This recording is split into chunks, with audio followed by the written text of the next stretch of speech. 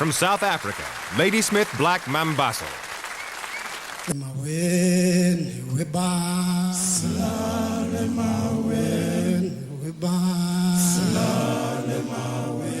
Black Mambazo has become an international brand, but they have a history.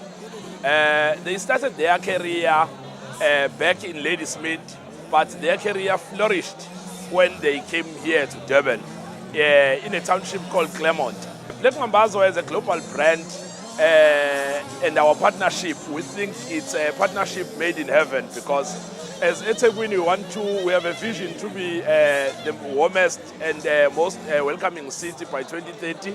And we believe that using Black Mambazo as one of our ambassadors is key to that vision. Black Mambazo, when they are going out to the world, they are not only taking the brand of South African music and the history of Durban, but they are also taking Durban as a city and as a tourist destination.